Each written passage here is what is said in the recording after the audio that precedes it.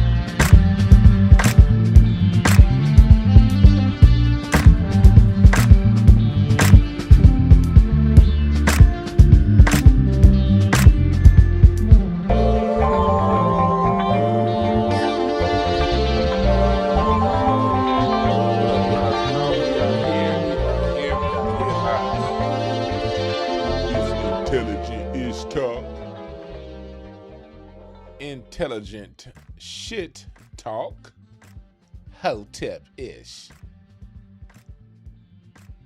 Yeah, we are here. You know, there's people new to the channel, and thank y'all. I've been at this now a year, coming to you directly on YouTube. When I decided to take the internet serious, and we done went from 35 subscribers this time last year to over 9,000. I appreciate y'all in 1 year. Thank y'all for joining us, joining me. So, people over the last year or so said, Dwan, why do you call it Hotep Ish? I do that for a few reasons, and the people who've been around for a long time understand the reasons. But let me explain it to those who are new around here, why I call this Hotep Ish.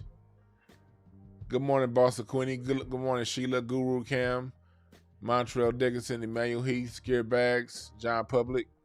I appreciate y'all. Salute to all the fathers out there. Yes. We're going to get into all that. Salute to the fathers out there, first and foremost. But the reason why I call it Hotep Ish is because, it's a lot of that Madame Noir crowd, a lot of people, and I'm not saying all, but a lot of people that are non-foundational Black American, and a lot of these, these talented 10th ass niggas. I went to an HBCU. I'm now part of this fraternity. They like calling Black folks in touch with who we are as a people. They like calling us Hoteps. So I said, okay, I'll take that, because Hotep means peace. It's a very endearing word, a loving word. But they want to bastardize it by saying we're just that. So So I say, oh, no, I'm not going to allow you professional white ass kissers to bastardize a sacred name. So I'm Hotep Ish, because a lot of the Hotep brothers don't believe in eating meat and all that shit, nigga. Give me some bacon and a side of ribs, and I mean right now. So I ain't all the way. But I named it that because for those people who get their media from Angela Rye and Jamel Hill, I want them to see the word Hotep and run far, far, far, far away. I'm not here to have a massive audience. I'm here to have the right audience. People who are all about internal growth, internal strength, self-accountability. When we talk racism, we talking about some solutions.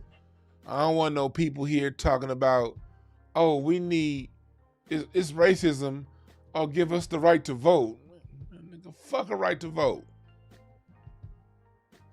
Nigga, been voting forever. What the fuck has that changed? And I'm not against voting. But niggas need tangibles.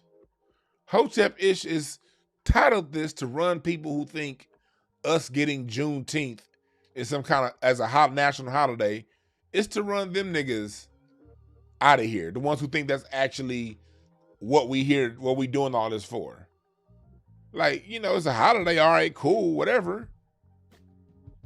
But it used to, at least back in the 70s and the 80s, black people made up the majority of government jobs.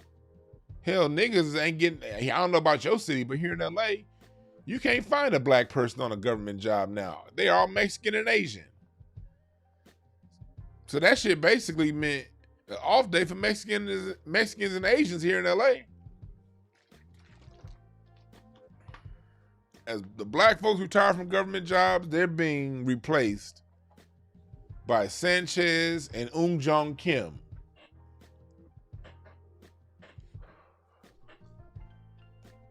So yeah,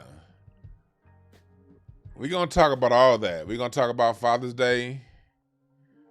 Somebody just hit a thumbs down. That means that's somebody who ski weed Kamala Harris into office, and now they mad.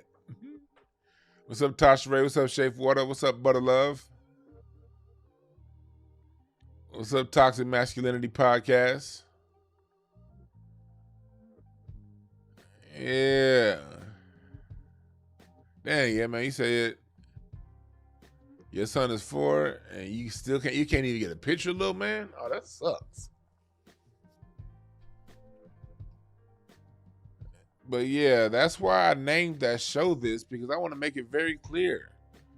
We are proud of who we are as black people. We hold no apologies. And when we talk about the oppression and the racism going on, we pull no punches. Why is it everybody's concerned about how other people feel, but don't really give a shit about how black people feel? What about us? Michael Jackson had a song on a history album called "What About Us," called but it was called Earth Song. Y'all need to go back and listen to Earth Song by Michael Jackson. Michael Jackson laid his heart on the line out for the people in his music. I'm gonna do a whole show on the history album, this too, pretty soon, because people got to go back and listen to that Michael Jackson album. A lot of people missed it.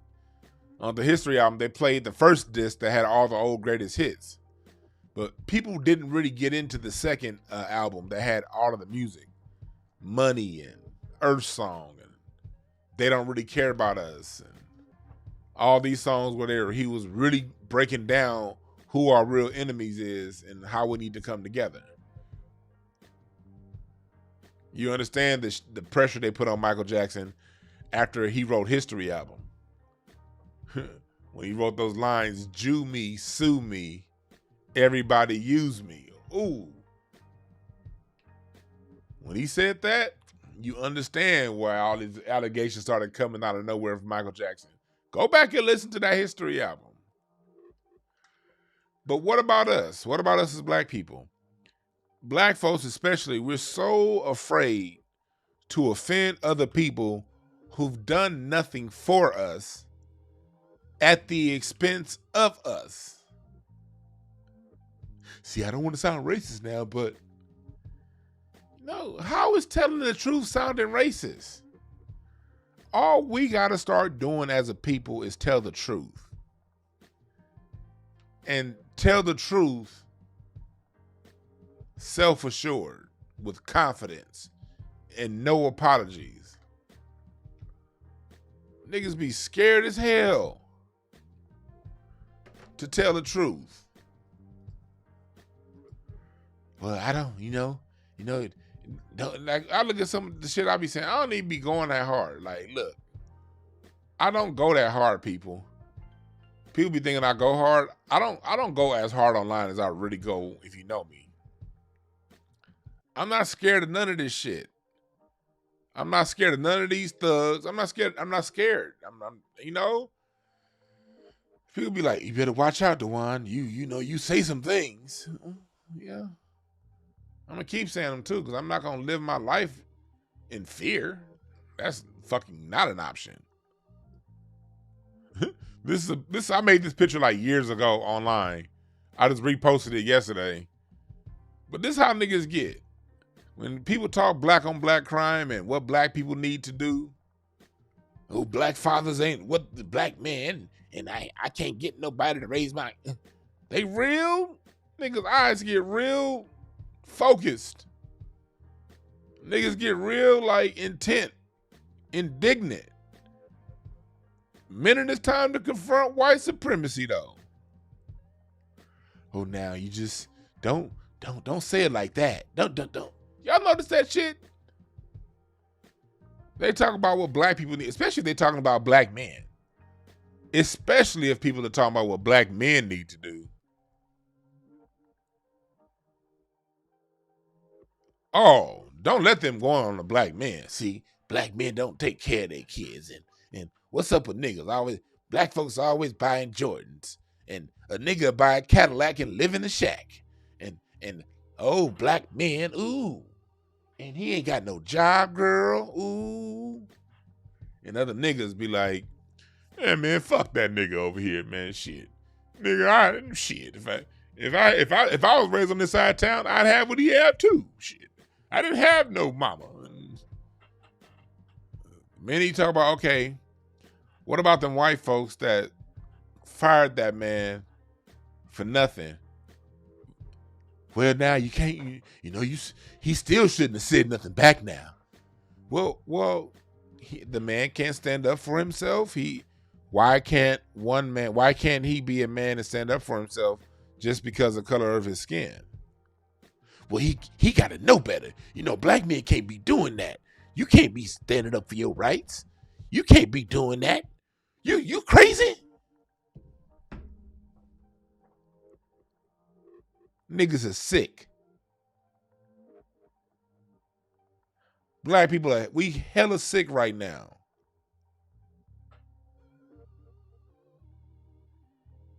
Oh. Hey, what about, President Obama? We elected President Obama, with our votes. He didn't do anything for us. Now, stop it. You can't be demanding nothing from the president now. Okay. Well, Biden, then cool. Since we can't demand nothing from the president, let's just withhold our vote and not put Biden in office. Let's let it, whatever this country decides, let the chips fall where they may, because nobody's going to take care of us. Oh, no. We got to vote for Master Biden now. Well, Biden put more black people in jail. Well, they probably did it. Black folks be committing crime more than anybody else. You done been around the hood. These little thugs walking around here shooting each other. I got my car broken into last week. Well, Biden is giving, because of him, he gave the states $12 billion to lock up more people. And then people are locked up for life now because of 3 strikes because, they stole a candy bar out the liquor store. Well, he shouldn't have done it. What a person was hungry. They couldn't get a job because they were already 2 times felons. And there were no opportunities. How was he supposed to eat? Do you have any way that can help him? No, nigga, see, that's the problem. That's the problem with you Hoteps. You Hoteps is always making excuses. Black people ain't always right now. That's the other one these dumb niggas have. You know black folks ain't always right. You know we do mess up sometimes. Yeah, but when we mess up, we're punished for it. When we mess up, we actually go to jail for it. Well, shit, other people go to jail too. Well, okay, why are black people in jail at a higher rate? Because niggas don't know how to act right. That's why. That's why. That dumb shit.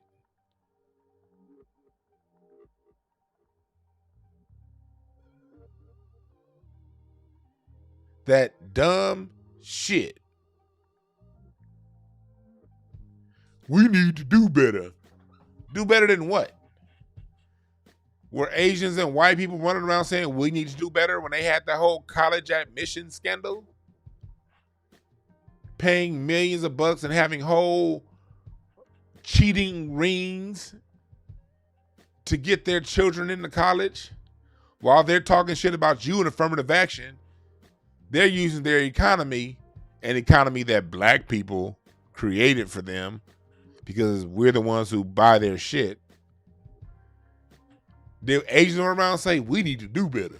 We got to stop cheating so much to get into school now. We need to study harder, get in on our own merit. Name one Asian that came out and said that.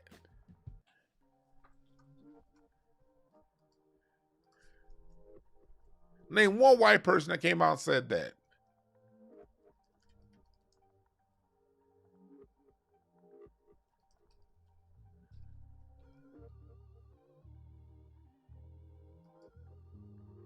Name one.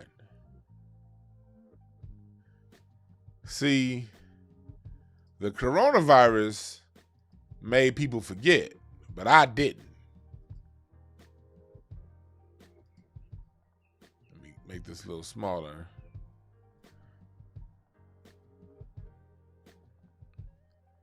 A Chinese cheating ring at UCLA reveals an industry devoted to helping international students scam grades.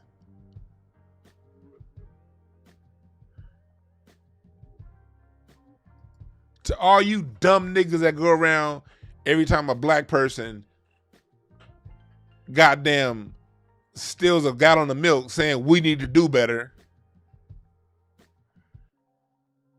Asians weren't running around saying we need to do better.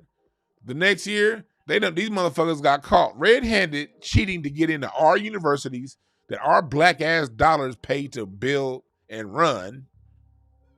They're cheating to get into these schools, stepping on the heads of your children.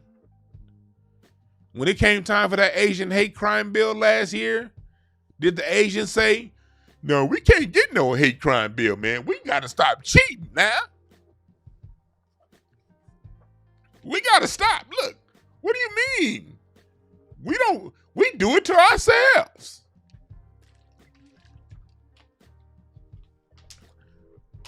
Did you ever hear that?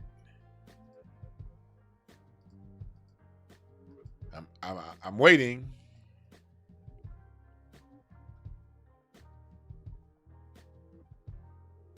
I am waiting.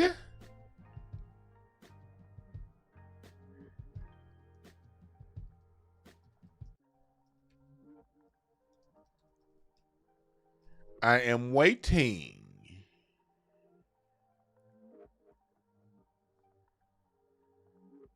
Yes.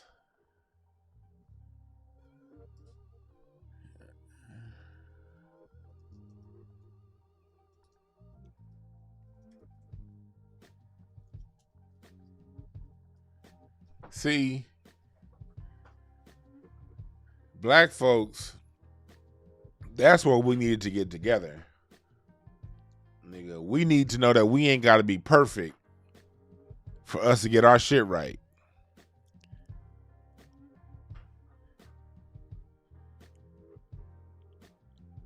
We ain't gotta be perfect, which leads into my topic of the day: Black fatherhood. Black fatherhood.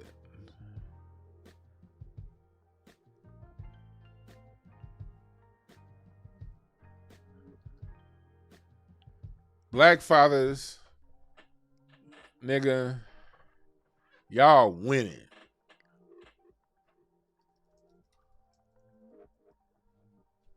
Black fathers are winning. I want brothers to know that. Yes, we do have an issue with black fathers not being in the home. The thing is, most of that's economic. Black fathers, although may not be living at the home, still co-parent in large numbers. Larger than anyone else wants to acknowledge.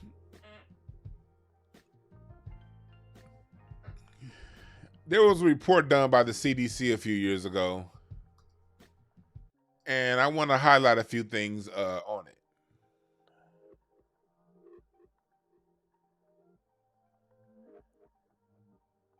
This is black fathers being involved as dads. Look at some of the things. This was a pretty long study that they did. And this particular study was done by the National Center for Health Statistics. When it came down to fathers eating meals with their children, look how far ahead black fathers are. Black fathers are in the brown. Latinos light gray, whites dark gray.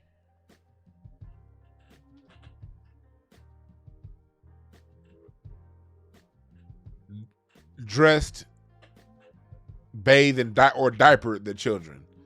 70% black fathers compared to 45% of Latinos, 60% of white men.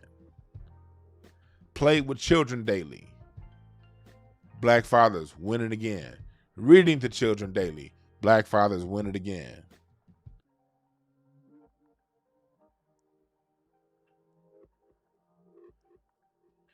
Ate meals of children daily as 5 to 18. Yeah, I'll tell you one thing about my household growing up. As close as me and my dad were, I can't think of too many times we ate meals together. Shit. I get my food, go in my room, play video games. He get his food, sit in the living room, nigga, watch TV. Shit. We did not eat meals together growing up. As close as my family was. Different culture. But took children to and from activities daily, black men win it again. Talk to children about their day daily, black men win it again. Help children with homework daily, black men again by far. Goes into what I'm always talking about as far as the difference between narrative and what's real.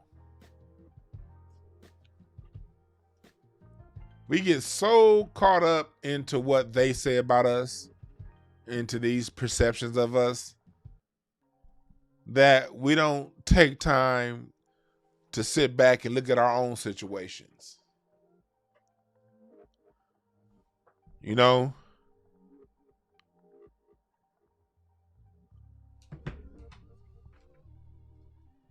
Let me see here. Somebody said they can't access the Hotepish website. Let me see here. Is the site down?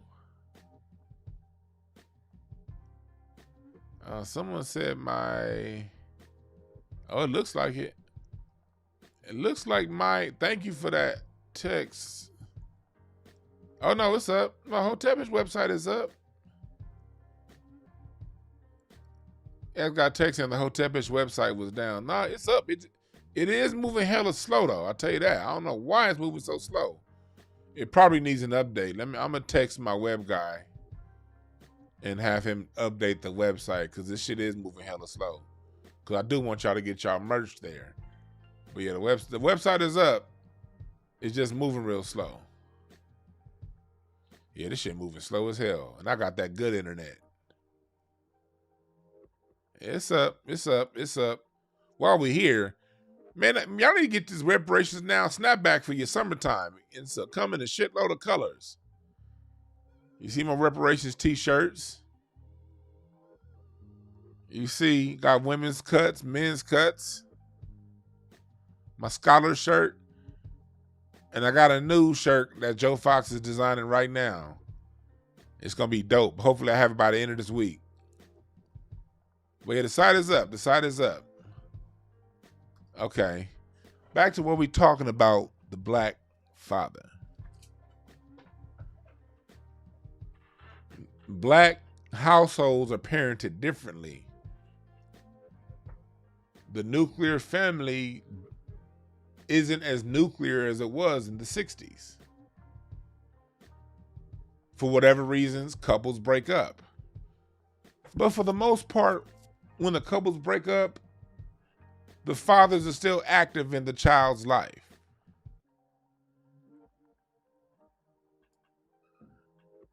For the most part. I'm going to first talk about the fathers who are not active. And then I'm going to talk about those who are. And this is from the perspective of me as when I was at my last job as a behavioral specialist. I'm going to tell you something right now. At my last job, I dealt with a lot of children who didn't have a present father.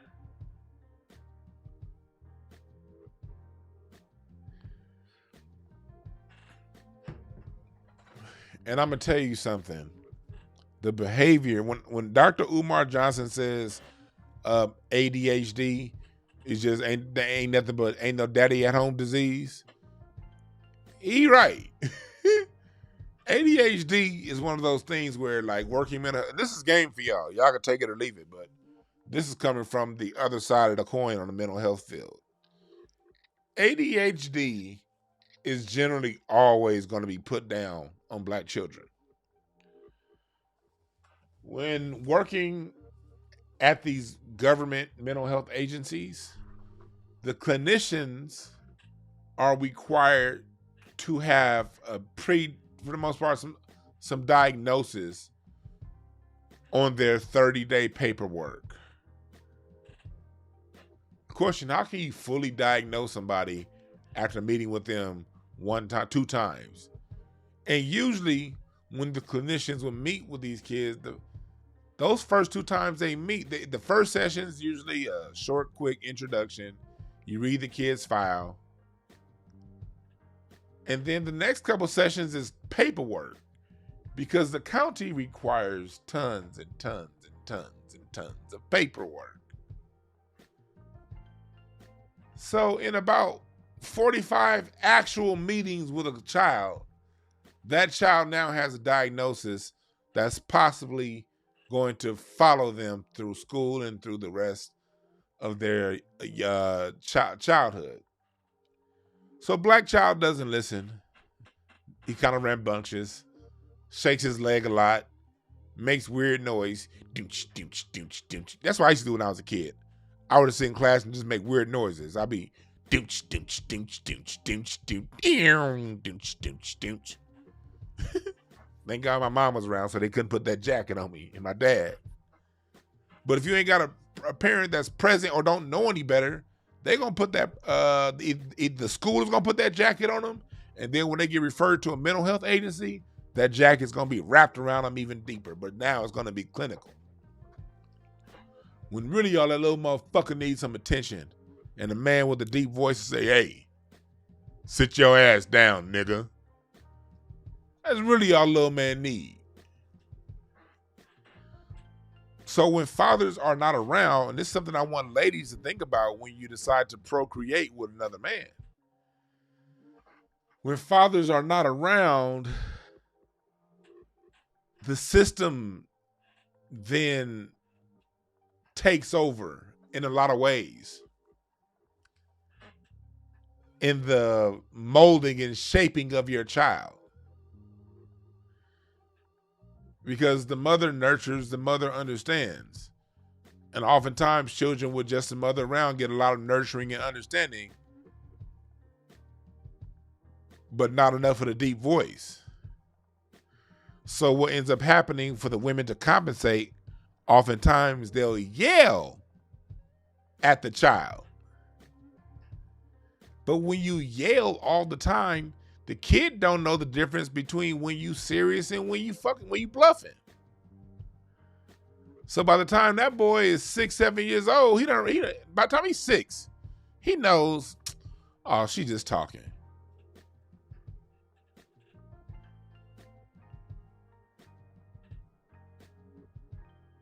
So the school plays on that.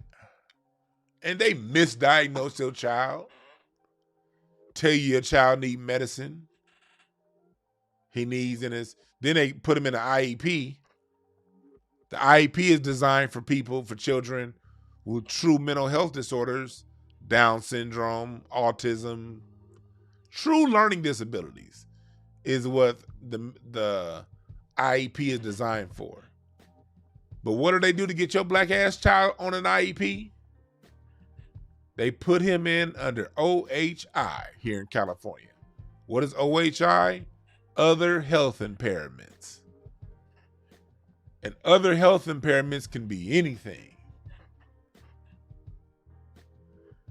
See, mothers, fathers, the cost of the father not being there, not being present in that child's life,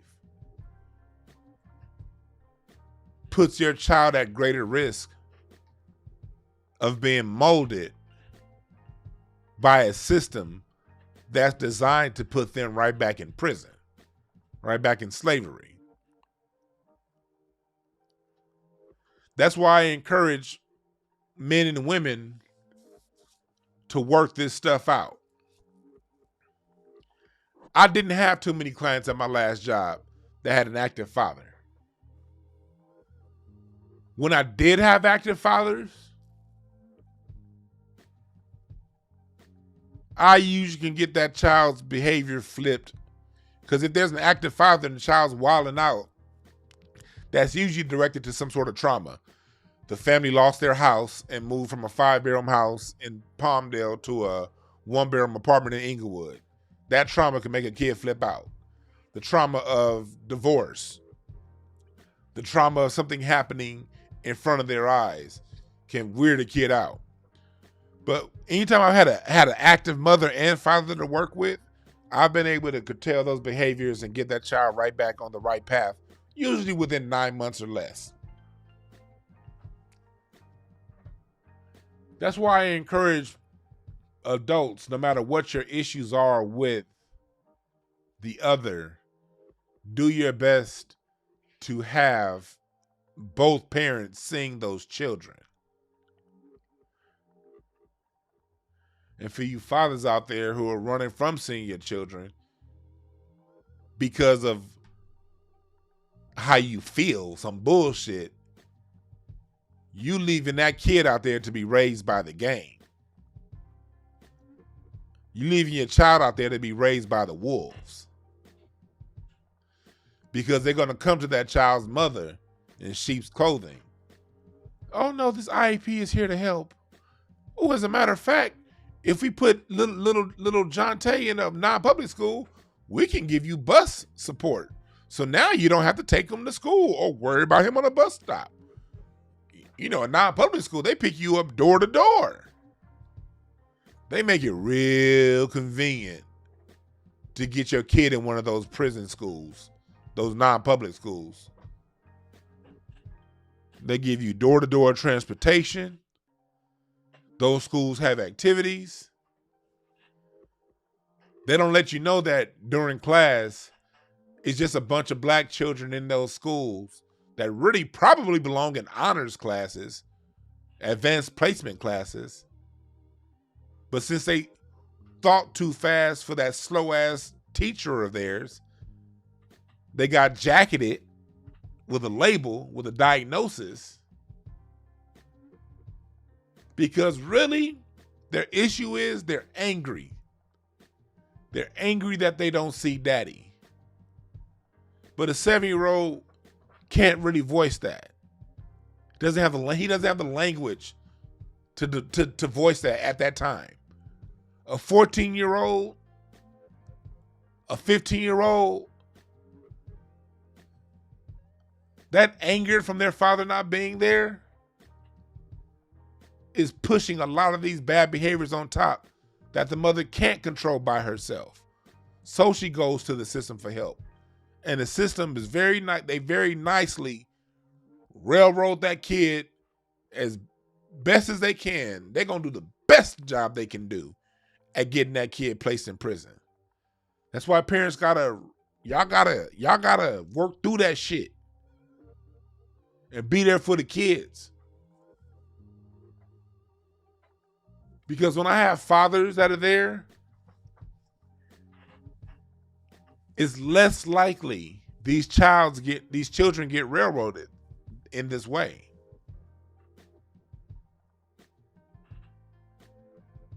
Very rare.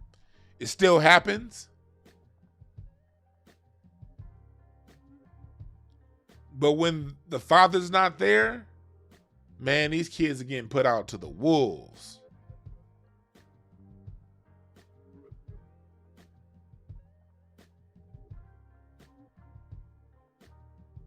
What's up, Highway J? What's up, Keenan?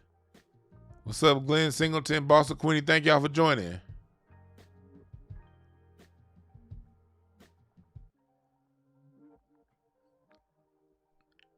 We live in a system that's targeting these boys, man. And that's why I want to salute to the fathers that are around, because I'll tell you this. One thing that gave me hope when I was working at my last job was when I was coaching basketball. Because during the week, I got to see a whole bunch of dysfunction. But on weekends, man, I got to see the other coaches that I coached were all fathers. I got to see all the fathers in the stands supporting their children. And I got to see up close and personal what it's like when the fathers are around. No matter where they are. One of my kids, he ain't a kid now, Nick. I know Nick ain't gonna mind me dropping his name. Shouts out there to Nick. I think Nick probably like 25, 26 right now. God damn, I'm getting old. But I got Nick when he was 11, 12. And Nick's father was one of the coaches when I coached at my team, on my AAU team. But Nick's father would often allow me to say whatever I wanted to Nick, cuss him out, whatever I need to do to get him in line. Because as a father, he knows sometimes it takes a village, and especially when it comes to coaching, your kids don't necessarily want to listen to you. They see you as dad, not as coach. So you kind of got to push your kids off onto somebody else on the coaching side of the game. And Nick was raised in Watts, California. I got to have Nick come on the show one of these days. He was raised in Watts, right off Grape Street, in the middle of Watts. Right off Grape Street. Grape Street was like right there. I'm talking a few doors down from where he was raised. And he had to walk to school. He went to, and this, by the way, is not a HIPAA violation for anybody out there listening. This was not a client I had from the mental health agency. This is a kid that I coached basketball with, all right? So I can tell this story. No HIPAA compliance issues. Nick used to walk from home off Grape Street to Verbum Day High School every day. In the middle of Watts, pre-gentrification LA. His mother was great. His father was great. And in spite of the circumstances, that boy became valedictorian of high school and went to Georgetown University on a full ride scholarship. Now he a grown-ass man doing his thing. Man, I love working with kids. So I got to see both sides of the game. I look at my father. When it comes to fatherhood, shit, my dad is a dopest. Salute to you. Salute to my father, who I am going to see when I'm done with this broadcast. My father, when I was young, of course, when you real young, you're closer to mama. My mom, my grandmother, and my sister. That was my holy trinity. My mom, my grandmother, and my sister.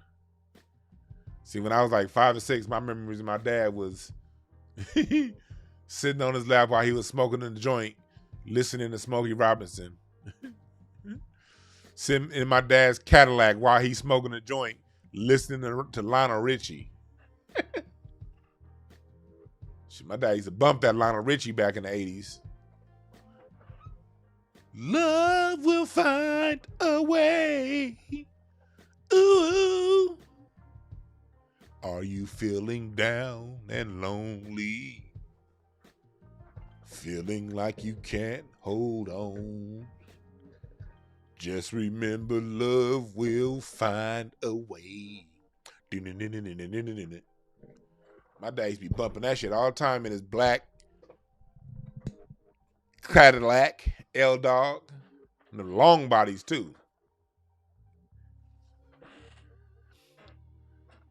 He'd be I'd be at my grandmother's house. Anytime we was at my grandmother's house on 58th Street, my dad was very rarely in my grandmother's house. He was always right down the street at Uncle Doug's house. Uncle Doug's one I tell you about all the time, who had a wife and 2 girlfriends. Uncle Doug is where everybody on the block on 58th Street would be playing dominoes and drinking and talking shit. I grew up in a very dope-ass black community in the middle of crack LA, 1980s. I remember every time we go past Uncle Doug, I see my dad there. And I see my Uncle Michael there. Doug's kids. Other men. My Uncle Fred. We got to run up and down 58th Street because the men were on the block playing dominoes, making sure everything was good. Pops was always there. Always there. Then we got really close. We've always been close. But me and my dad got extra close after, because he always wanted to play the drums. And so, but he couldn't because my grandmother never got him a drum set. So he got me a drum set. And after he got me my drum set, I turned that shit out. So Pops would just sit back. Pops was my and still is to this day, my biggest fan on the drums. He used to sit out there to listen to me play. Anywhere I had to go, my Pops was going to drive me to.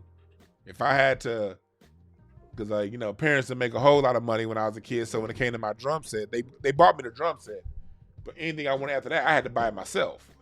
So I used to cut grass, wash cars, do whatever I had to do to buy shit for my drum set. I get the money, Pops is going to take me to the Guitar Center and get it.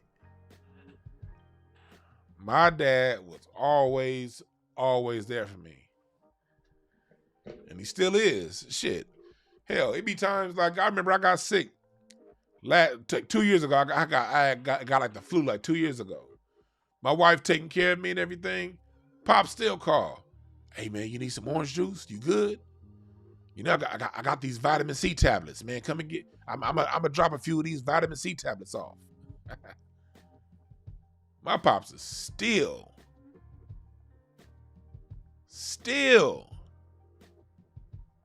looking out for me.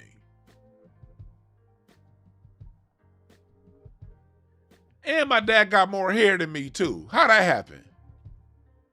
Shit, I started losing my goddamn hair as a teenager. My dad, 60, how old is my dad now?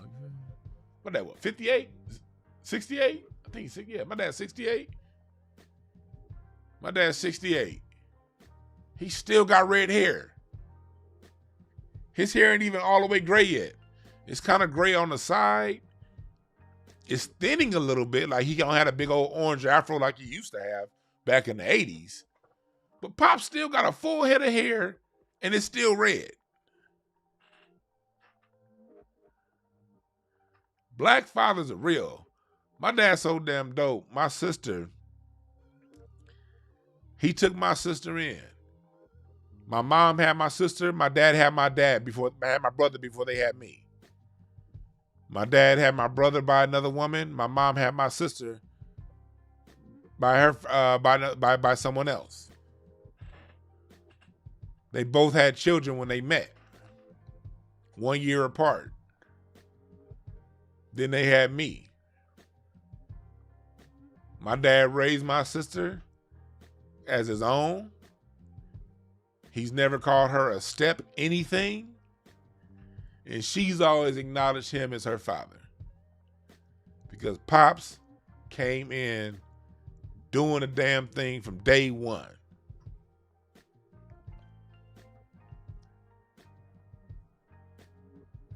My dad's, people ask me, like, when me being a relationship coach and me being someone that talks to people and helps people with their marriages, and I counsel and coach, and I do it from the point of view of a husband. I'm a husband. I'm married. I'm not one of these relationship gurus, quote unquote, that can't keep a woman. I got a woman and she's kept. I keeps and kept my woman.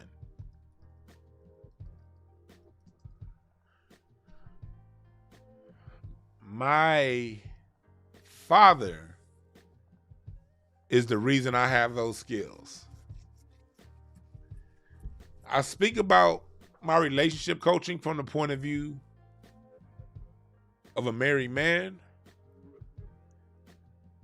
but I got the game from my dad. My dad didn't have to talk to me much about things, even though he did. Even though he did talk, he didn't have to say a whole lot. Why?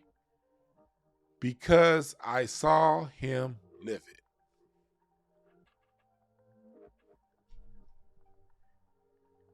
He lived it.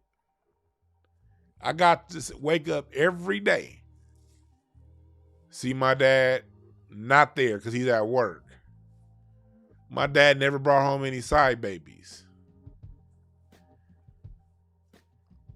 I never saw my mom cuss my dad out for something that he did. I never saw my dad call my mom outside of her name.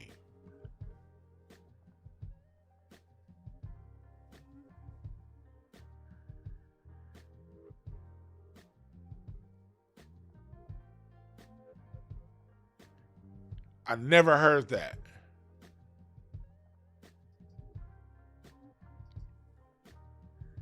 I never heard my dad berate my mom.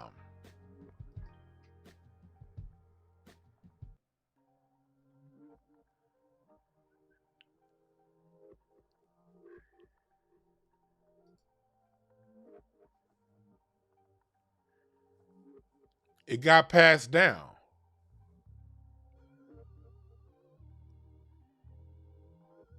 It got passed down. There are great black fathers out there, and I'm just one story. Y'all need to listen to my nigga Larry Goodwill break down his dad. His dad, Ronald Goodwill. He has a book that he wrote, and he wrote the shit like 3 or 4 fucking years ago. He still ain't put it out yet. But Larry wrote a whole book on his dad. And he got a dope-ass joke about his dad, too. Larry's dad, Ronald Goodwill, I was glad my dad and Larry's dad got to meet before Larry's dad passed away.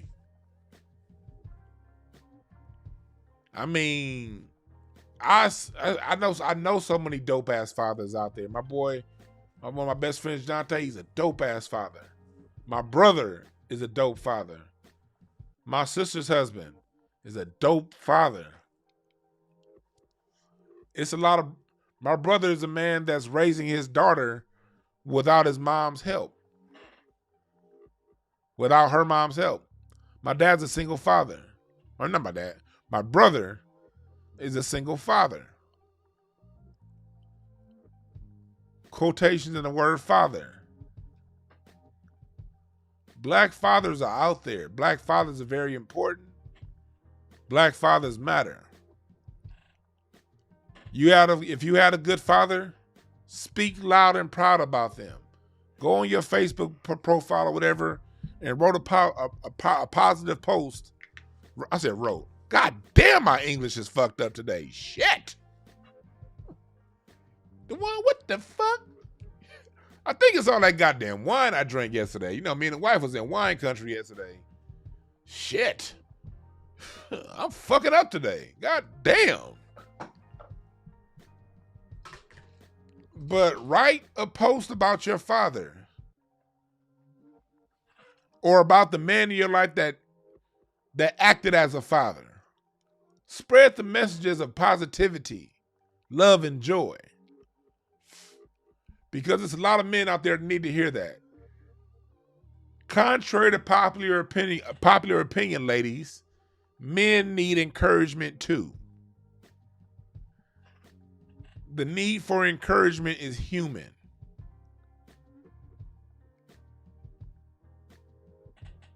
The Democrats, these liberals, are doing everything they can do to separate the black man from the black woman. Ooh, black women put Kamala in office. How? It's not enough of them. If 90% of black people voted for Kamala and Biden, why are they only talking about the black women who did it? Because that's the liberals' attempt to divide and conquer our family unit.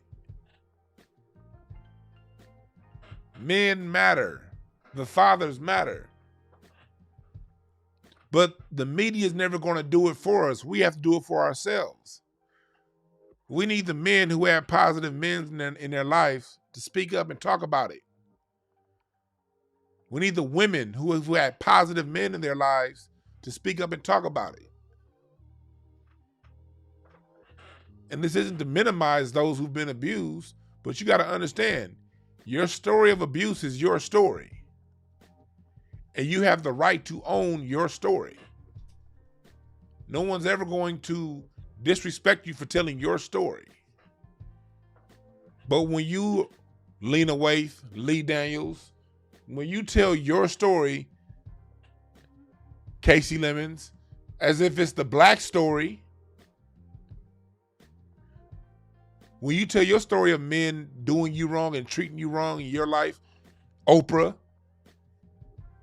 as if it's the story of black men, Alice Walker,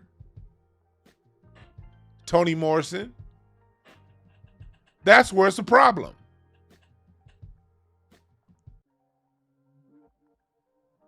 If you notice, the white supremacist system, the black people that they put out, that they support, Lee Daniels, Casey Lemons, I'll just name some of these names. Y'all know the people in Hollywood. Ava DuVernay, Oprah, Gayle King. These are all people, black people, with issues, with their own daddy issues. Their own issues of being abused by their own family. That's nothing about it. These people weren't even abused by other people. Y'all was abused by your own family. But these are the ones who get the funding to tell our story. That's not our story. It's your story. Unfortunately, because nobody should be abused. We, as a community, as a group, we need to root that shit out of our community. Yes, it happens. We ain't perfect. But let me tell you how we're going to root it out of our community. We need the complicit family members who know who these people are to be the first to stand up. Because the media makes it seem as if, oh, black men just protect black men who beat black women, and black men just protect black men who abusive and don't take care of their kids. Fuck out of here. Niggas don't be at the park hooping, talking about, shit, nigga, I got 7 kids and I don't take care of none of them motherfuckers. You don't hear that at the park? The dude that don't take care of his kids don't go running around announcing it.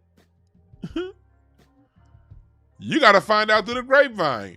I was telling my wife this story. I remember when I was younger, I used to be at the park hooping. I would find out the niggas I hooped with wasn't shit from, like, women. You be out somewhere on a date with some chick or just hanging out with one of your homegirls, and then you see one of your boys you hoop with. Hey, what up, dog? Yeah. Y'all shake hands, say what's up. He keep walking. And she be like, you know him? I'll never get to one story. She was like, you know him? I'm like, yeah, it's my nigga. We hoop all the time. She was like, remember my homegirl Janae I was telling you about? Yeah, that's the father of the kid. Remember I told you he didn't come to the baby shower? And yeah, that's him. I'm like, yo, this nigga didn't even let me know he was having a kid. What the fuck? We hoop every Saturday. I didn't even know he had a kid. These lame niggas don't go around telling real men they issues. They act normal like the rest of us. Because an abusive man, a man who doesn't take care of his kids, he can't find comfort in the community of real niggas. He can't. The people who know these dudes are molesting these children are the family members.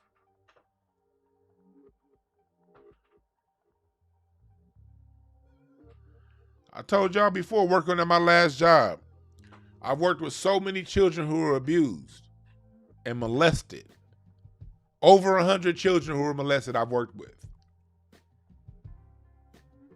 And every time, and I mean every time, it was either the parent that did it or the parent knew the person who did it.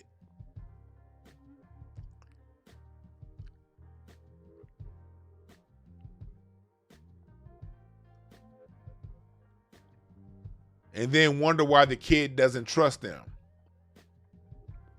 This was really big in the Hispanic community. When I was working with my Hispanic kids, oh my God, it was exceptionally bad in their community. When it came to abusive people who molested a child and the mom know, that happened a lot. Far more than they'll ever tell you on the news.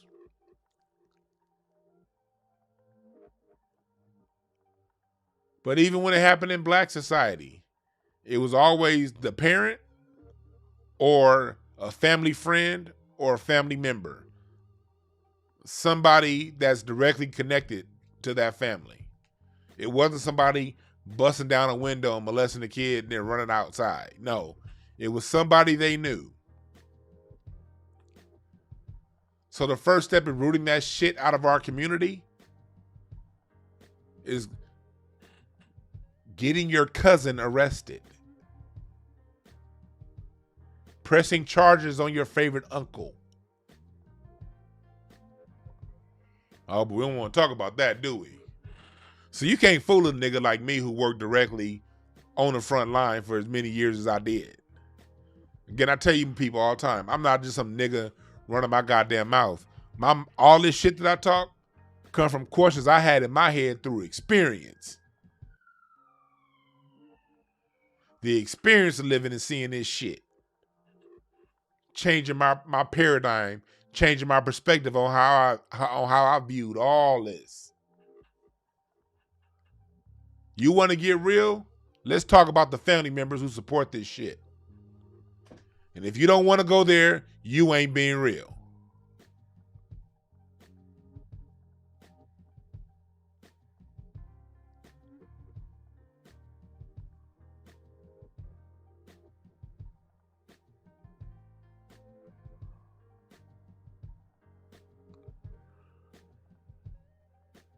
So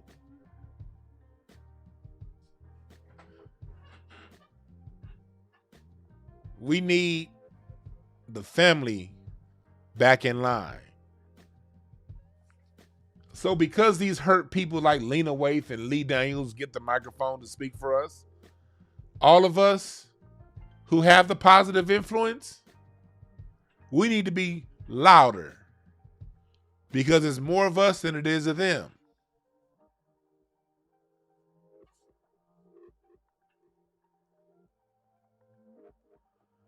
It's more of us that have great experiences than haven't.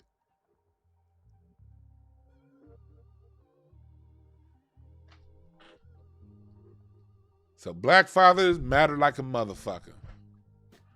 Salute to the black fathers on this special Father's Day.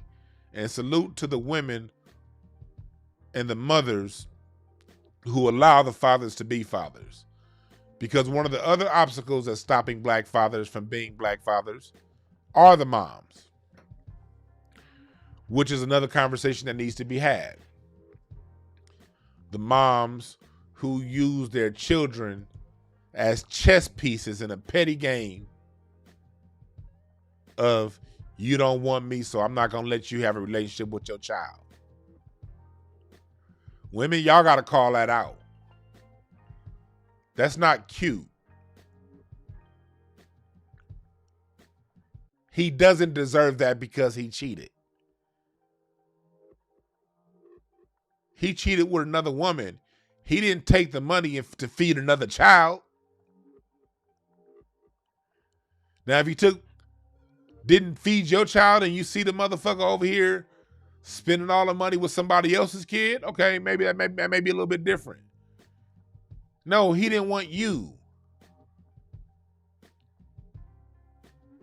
Or he may have still wanted you. He just wanted some other pussy at the time. So, what that got to do with him being a father to his child? Yeah, he broke your heart. But now you breaking that child's heart every day. You keep him separated from the father. I've seen too many women play with the hearts of children because their heart was broken over what a man did. Grow the fuck up. Yeah, and I said it that way. Because this doesn't apply to all women, but to the women this do apply to, grow the fuck up.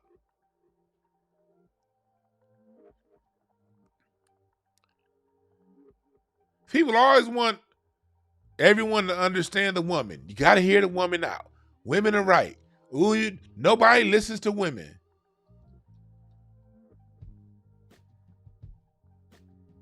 Well, what about the women who use their children as pawns?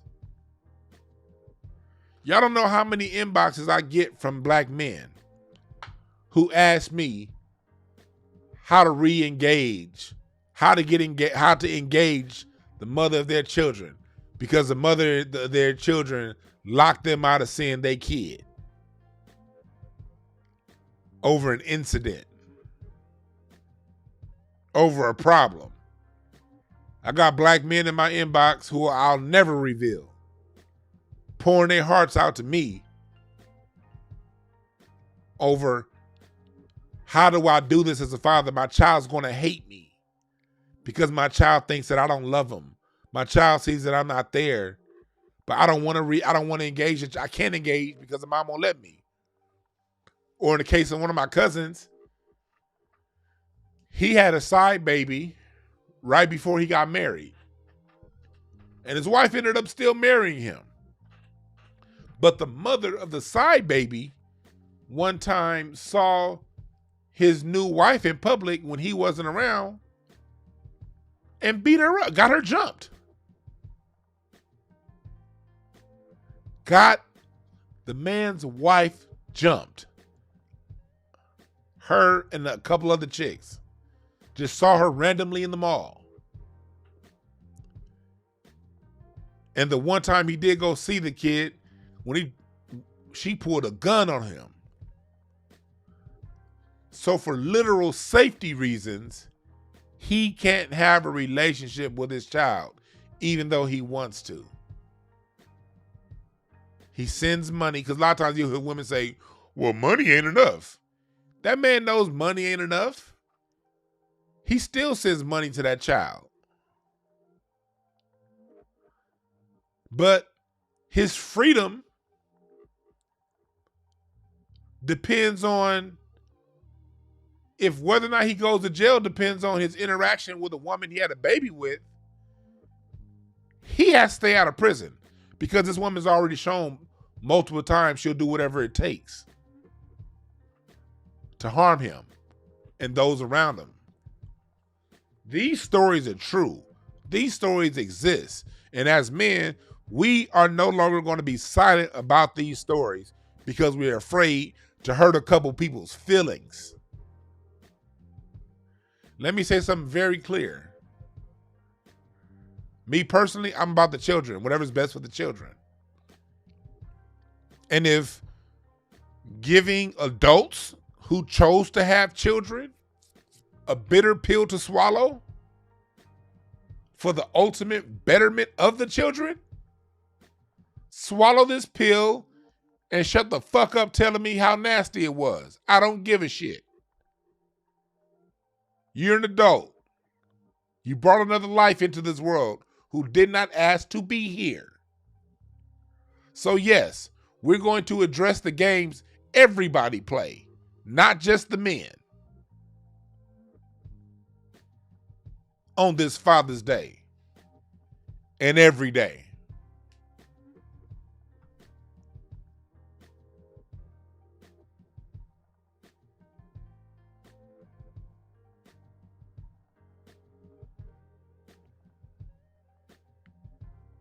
You got these brothers that can't have a relationship with their child because a woman's bitter they didn't work out. And you play these little games with these men that no one else sees, that makes it impossible for him to come around. And then you go to your girlfriends and say, I don't know what's wrong with him. He don't take care of his kids. Yeah, I knew he wasn't shit. Well, what about the time you called the police on him? Because you was 3 hours late dropping off the kid and he got mad. Now the police believe you over him and his freedom is at risk. Oh, you didn't tell your family members and your girlfriends that part, did you? Telling you, man, being a behavioral specialist, I saw all this shit, man. I had this other kid that I work with, to tell you how real it is out in this field. The father was the primary custodian of the child.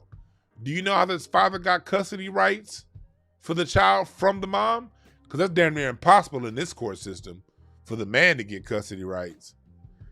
But this is how the father got custody rights. The mom, she would play games with the child's father. She wanted him to go to jail.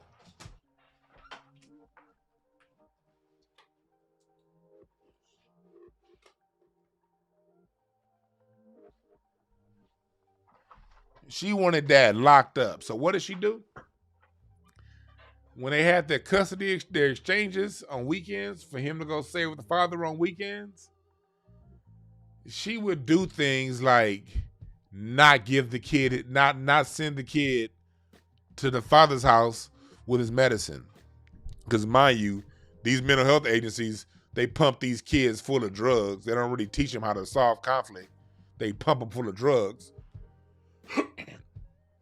She would send them home with no medicine. Friday, he's okay. But by the time Saturday afternoon comes, he's freaking the fuck out.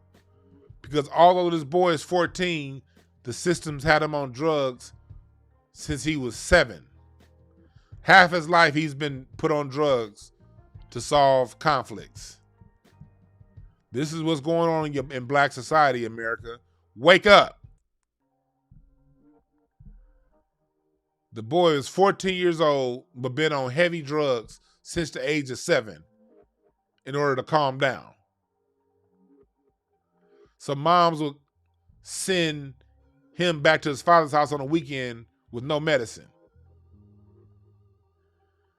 Father couldn't participate in anything at his school because she lied and would tell the school that he's abusive and he's trying to kidnap the child.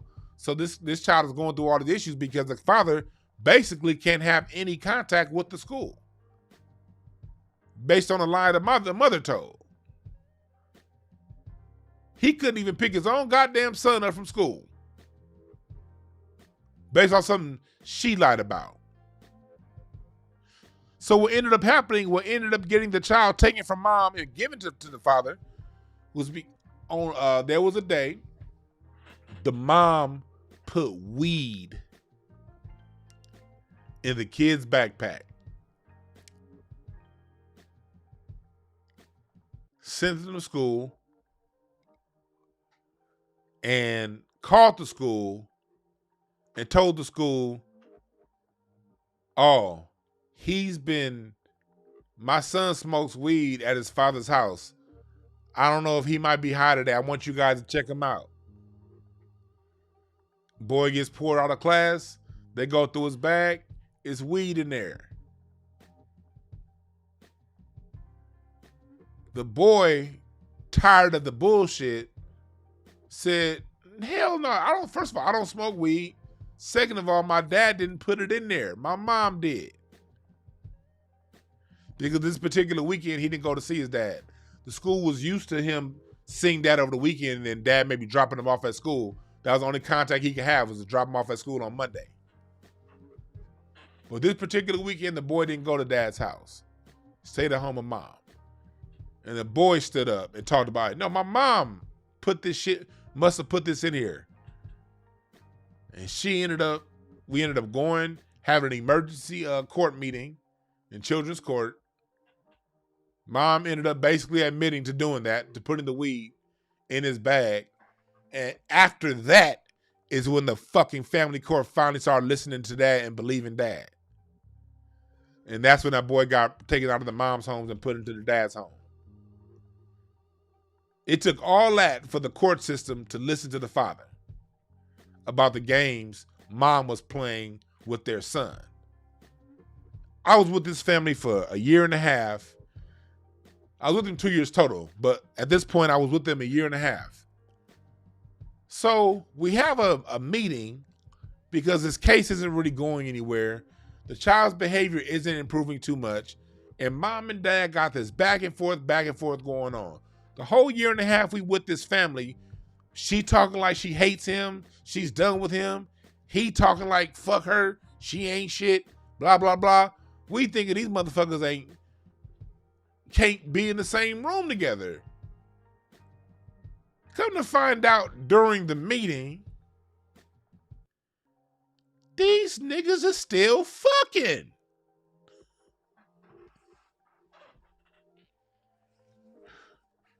We in the meeting. He mad at her. She mad at him. And the lead therapist is like, okay, what can we do? Okay, we've understood all these things are going on. What can we do so that, your child can see his parents come together and not always be fighting? The lady busted out and was like, he could just treat me how he was treating me 2 weeks ago when we was having sex. Mind you, the kids in the room. We like, yo! What? 2 weeks ago, you told us you ain't had no personal She telling us, the helpers, she ain't had no personal interaction with him in over 10 years. He's saying the same. They still fucking. I'm like, yo. Now I'm looking at him crazy. God damn, y'all there? Shit. My damn internet kicked me out. We had one of those damn power surges. My bad, y'all. We back. I had a power surge. And all that shit went out. The oven clock is at 12 a.m. Nigga knocked my internet off. Turned my computer off. But we back. We had a power surge. But we back here. We still here. Thank y'all for waiting. We back. Goddamn power surge. Can't do nothing about that, folks. My Wi-Fi is back at 5 bars. We back. But shit, the shit cut out right when the story is getting interesting. These motherfuckers, back to the story, these niggas was still fucking. So what's the lesson in that, people?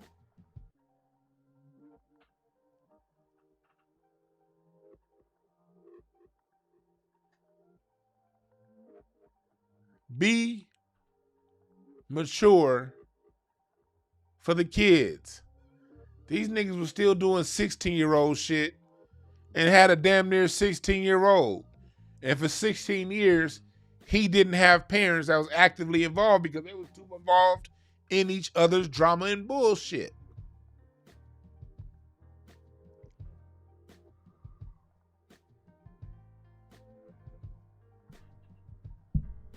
Yeah. So that's a lesson in that, folks. Which leads me to the next part that I want to talk about today.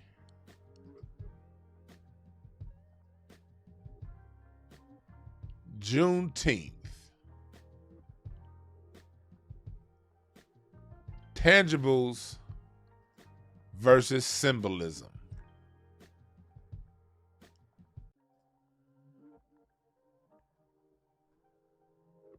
Tangibles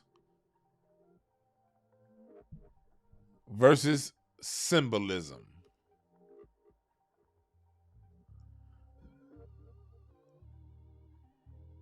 In order to be a good father,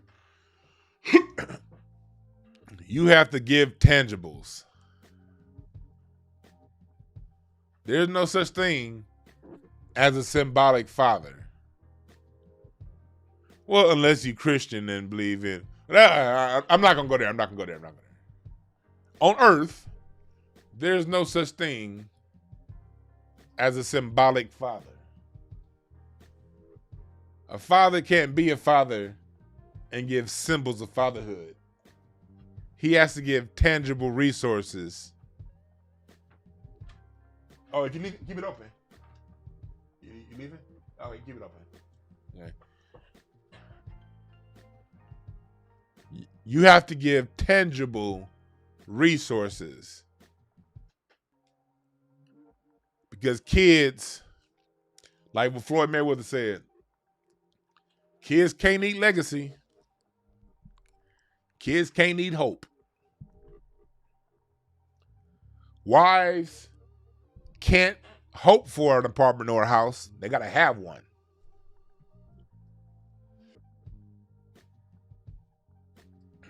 Part of being a man in society, and I like it. I don't think there's anything wrong with it. I don't think it needs to change. Part of that is bringing home the bacon. There's no such thing as a good father that only brought intangibles.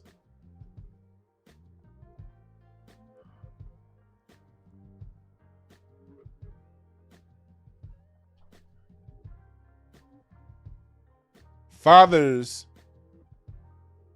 have to show and prove.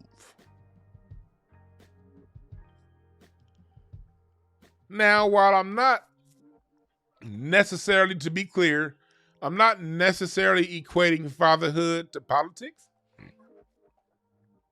They're not the same thing. But they should have the same expectations. What is our relationship to politics? Why do we vote? Why do we care? Why do we engage with that system in any sort of way? Well, we care because the social contract is we pay our taxes, and our taxes are come back to us in the form of protection and tangible resources. Most communities understand this.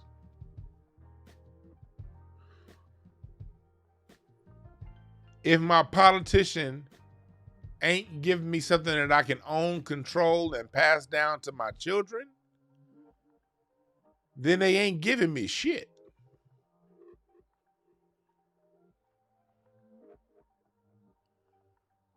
They ain't giving me a motherfucking thing.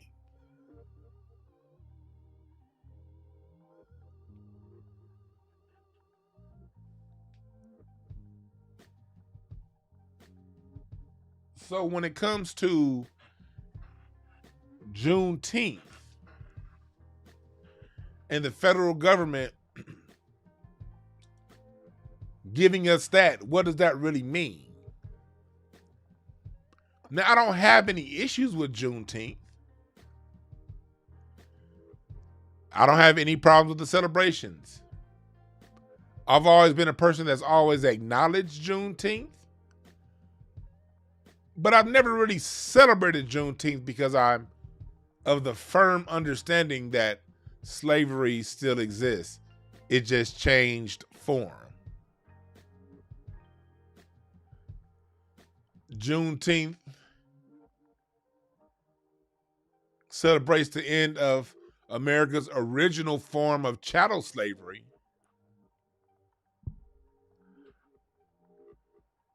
But it really is just recognition from America of when they had to get more clever on how they enslave us.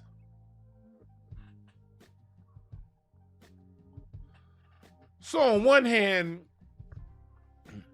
I acknowledge Juneteenth being given its federal holiday status because that's what America does to black people. When we want things of substance, they give us a symbolic gesture.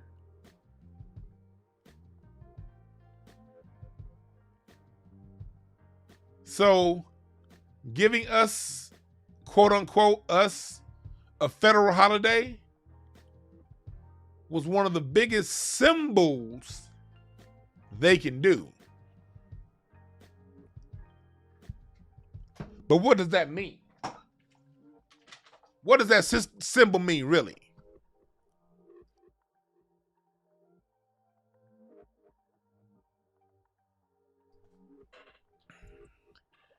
If a father gave a symbol to a child,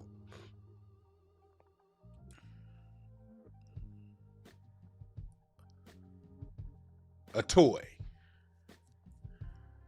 because when you're dealing with the people, fathers who aren't present, sometimes they may send a toy.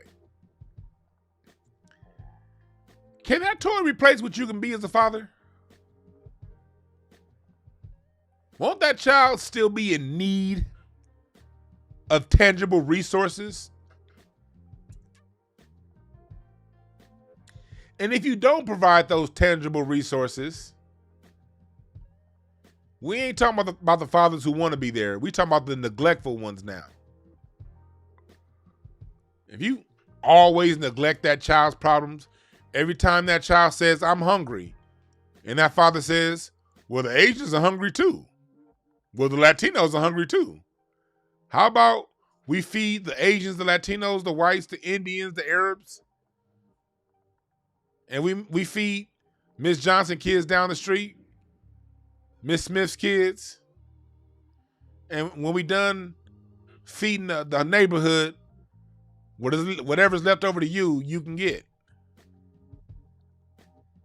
would that child have any respect for that father? Would that child have any reason to respect that father?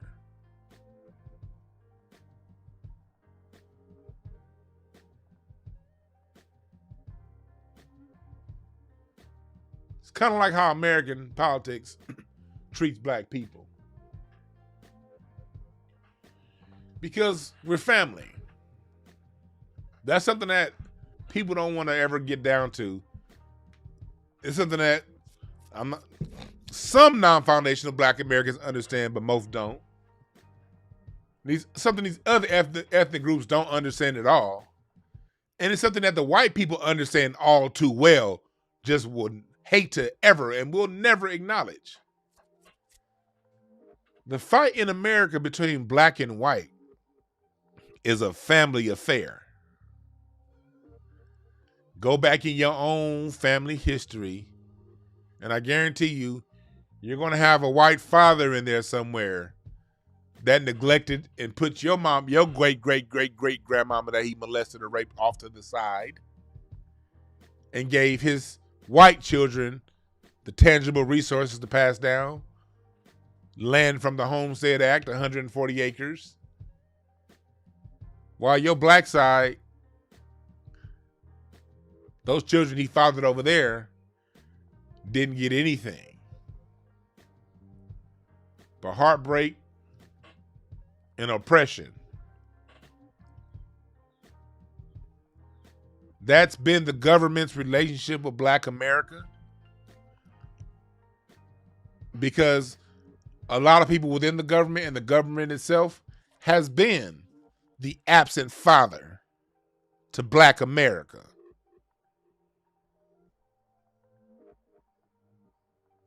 The United States government has been that father that feeds his new girlfriend's kids before he feeds his own. George Washington's black children don't have any stake in the Mount Vernon estate. Thomas Jefferson, Bill Clinton,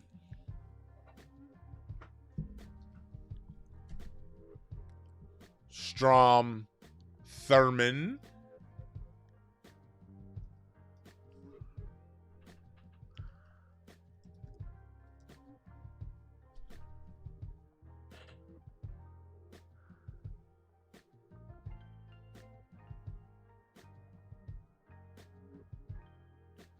we've been the neglected child.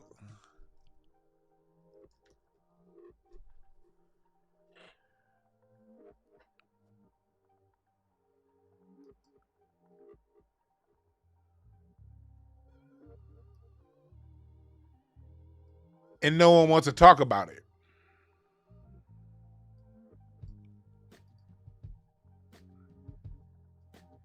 Don't that nigga look like Bill Clinton to you? Danny Williams, go and look him up.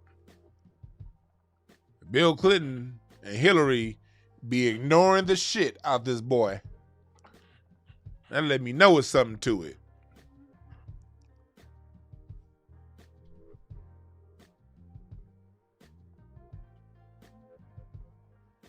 What's up, Bert Edwards? What's up, Hexagon?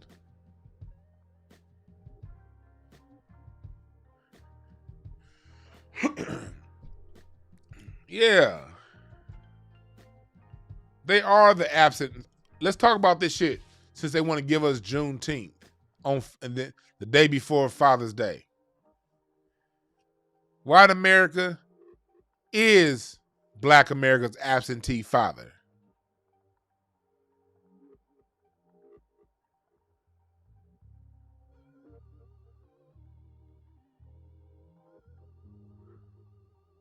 So what do when we demand reparations? Because right now, black folks, man, we on a push for reparations like a motherfucker. We ain't backing down.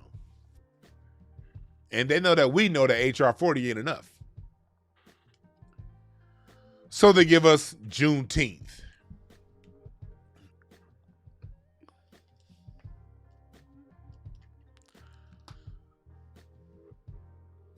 I say, okay, thank you for the day off, but where are my reparations? We need tangibles from the government that we built and designed, helped design, made the most prosperous economy in the world. It's time for tangibles.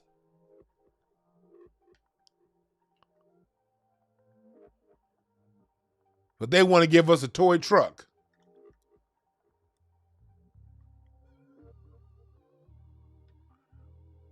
We wouldn't accept this on a regular day-to-day realm. Why should we accept it from our government?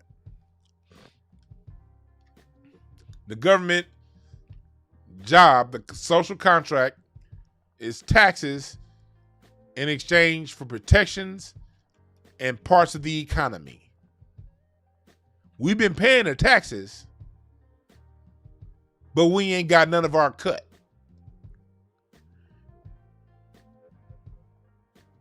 Hell no. Hell fucking nah. Okay, we got a day off. That's just one more paid day for me to be up in your ass until we get these reparations. That's where we need to be.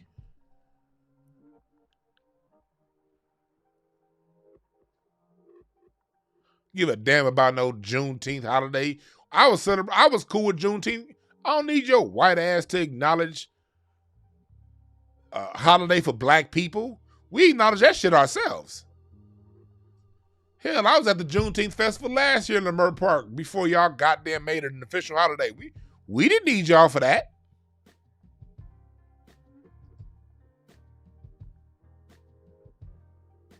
We did not need y'all for that.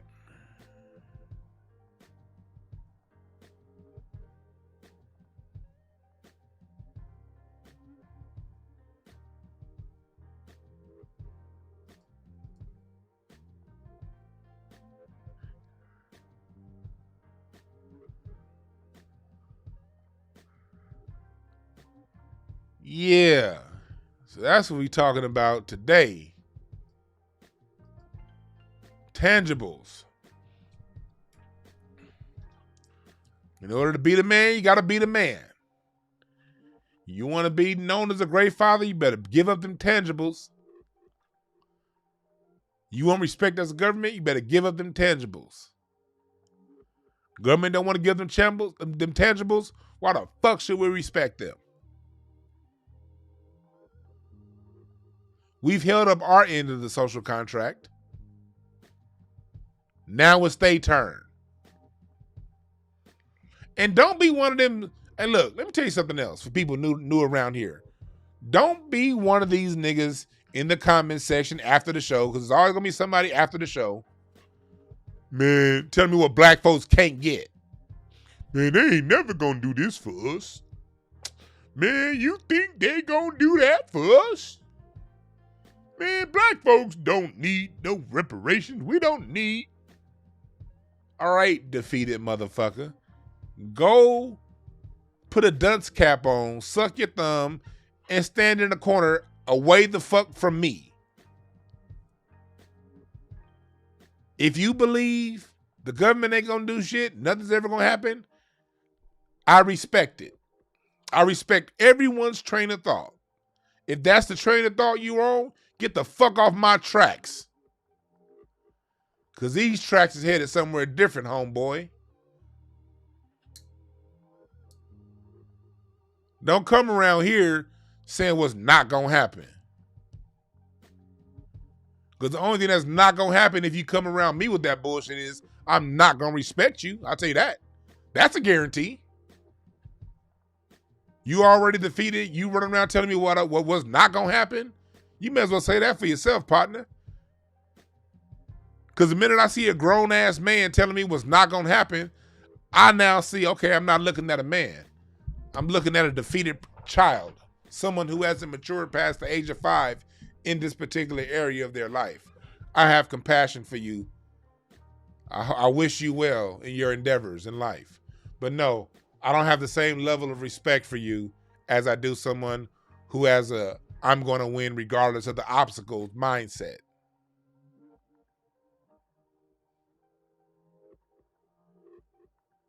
So I'm the kind of person, when the person comes around me telling me what can't be done, what's not going to happen, I say, okay, that's where your level that's where your mindset is, and that's the level upon which you think.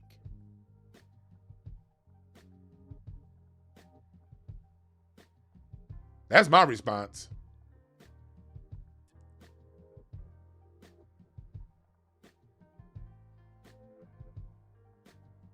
You're just projecting your own shortcomings and insecurities onto this subject that we're talking about right here, and I don't respect it.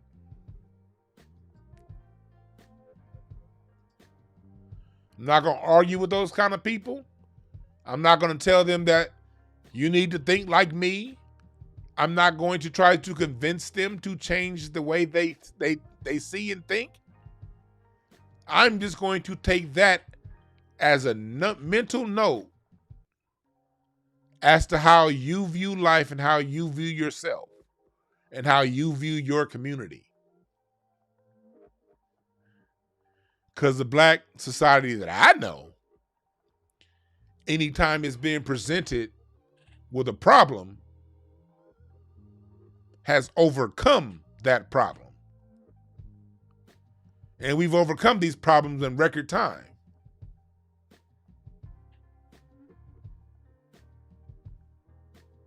Europe wasn't shit until the ancient Romans propped them up. But when Rome fell, from the 400s through the 1400s, Europe had 1,000 years where they could not rebound for shit.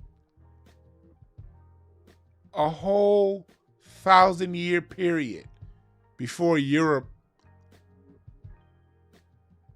started to recover from the fall of ancient Rome.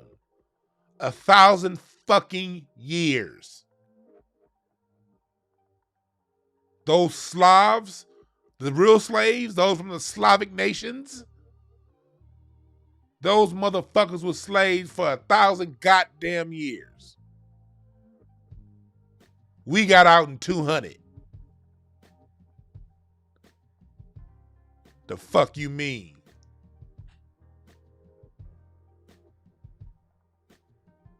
These same motherfuckers that's running around that we think are so powerful, so much better than us, and they got us outnumbered and outmaneuvered. When these motherfuckers lost their advantages, they were in the shits for over 1,000 years. Over 1,000 years. We got out of our shit in 200. And within this time of being enslaved, being Jim Crow 1.0, Jim Crow 2.0, and the current Jim Crow 3.0 we're in, we still got stories of winning all across this United States map. We still ain't as down as out as they trying to make us seem. Got a whole system to put us in prison to identify children as prisoners by the time they reach the first grade in the school to prison pipeline. They know if your child is going to go to prison by the time they reach the first fucking grade. That's why black schools have a white line that the children must walk. And if they deviate, they get a punishment here in LA. Like the prison system. Miseducate. Don't let us know who we are. They tell us we all slaves from Africa. They tell you that President Lincoln freed us, that not that you niggas went to war and was kicking ass and we had no fucking choice but to free you. Because we saw how much ass you whooped during the Civil War and we didn't want that fade. Yeah, that's what happened. Because the North was losing the Civil War until December 1862 when they started allowing black people into the Union Army. Robert Smalls recruited 5,000 black people to the Union Army after he escaped from slavery and stole a Confederate ship. Went back and got his wife and his children and then bought the plantation that he was born on? They don't tell you that part. That after they put the black people in the Civil War, that's when the tides turned and the Union won. Lincoln saw all them ass whoopings niggas was laying down on them Confederates, and he didn't want that fade. We got to grow up under these conditions. Y'all saw them, that showed them, black people moving into Compton, 20% interest rate on a home. Same in Chicago, same in Miami, New York. Black people overpaid for the ghetto when we got it. That's what we don't understand. We didn't get the conventional offerings and coverings bank gave white people. Your black granddaddy was paying more money per month for his 2-3-bedroom home in South Central LA than his white boss was paying for a brand new home that came fully furnished out in the San Fernando Valley. Your granddaddy paid more for that 3-bedroom house than his white boss paid for his 5-bedroom house. Think about that for a second. When they want to tell us how down and out we are. It ain't even been a half a millennium yet, and we damn near getting ready to get right back on top. We at the worst point in our history as black Americans, and we're still the culture of the world. The world walks, talks, dresses like the black man. The world eats and cooks like the black woman. At our lowest point.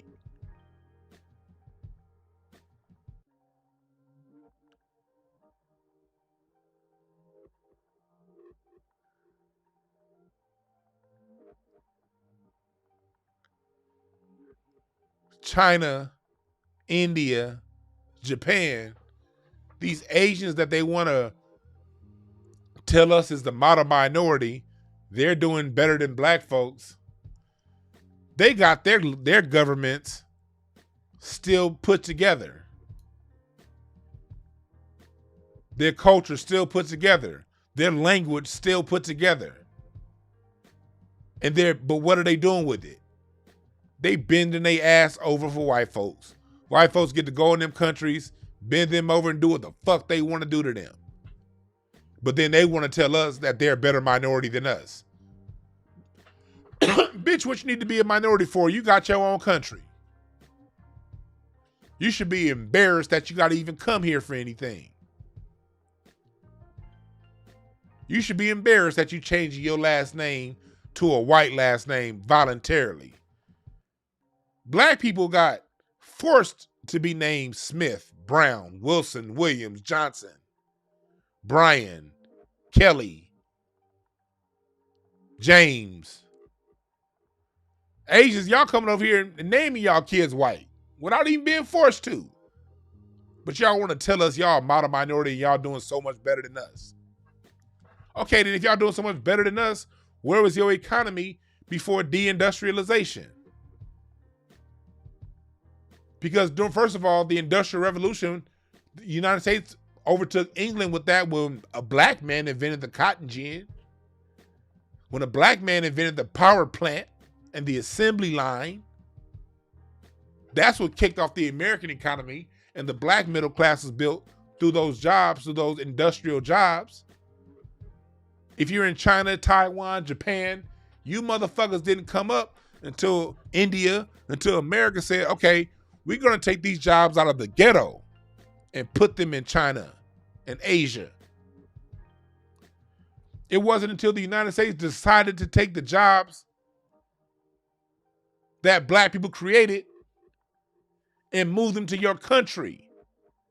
And in the last 40 years, because of the jobs you were given at the expense of black America, you were able to build your middle and upper class.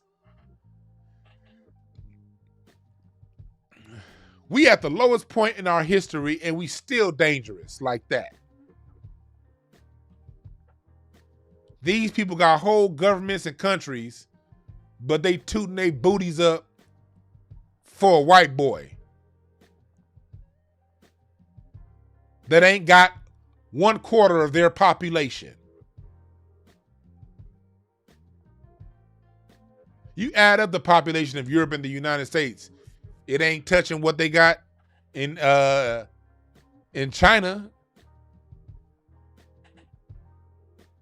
It ain't touching the amount of people in India.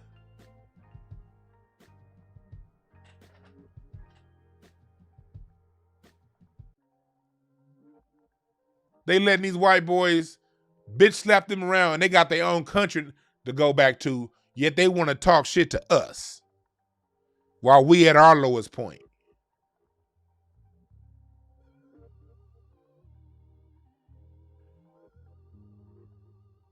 In this short amount of time, we are right around the corner from being right back on top.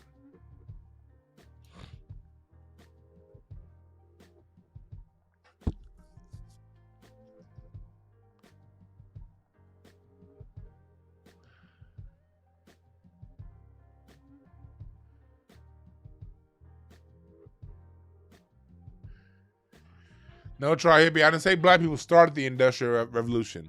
I said black people invented the products, invented the machinery that pushed the United States Industrial Revolution past England's. When the cotton gin was invented, cotton was getting picked all across the world. There's cotton in the Caribbean and China. Not China, cotton in Africa, cotton in the Caribbean. American cotton went to number one because when those black folks invented the cotton gin, that made it to where America can produce cotton at 10 times the rate of any other country, because the cotton gin took all the seeds out and separated the seeds from the cotton. Versus before the cotton gin, people were having to pick the cotton out by hand, which made less cotton move. When the cotton gin was invented, that right there sparked America's revolution to eventually pass the power of England in their economy. Not right away, but that was a spark. But when George Washington Carver invented the assembly line, that is what permanently put America ahead of the rest of the world. Henry Ford went to George Washington Carver, said, I need a way to mass produce these cars. George Washington Carver got on some mushrooms, studied a plant, looked at a plant, saw how a plant distributed its resources, and came up with the groundworks and the model for the assembly line. Because remember, the DeRay brothers created a car before Henry Ford, and these are two black brothers, and their car was actually better than the Ford Model T. But when Ford got to mass producing those cars, that pushed them ahead of everyone. And then once that mass production assembly line was put together, the United States started being able to use that line for other things, which bolstered the United States economy ahead of the rest of the world's economy. China and Japan didn't invent no fucking assembly line. That was technology that they inherited from America by way of black people. Don't fuck with me.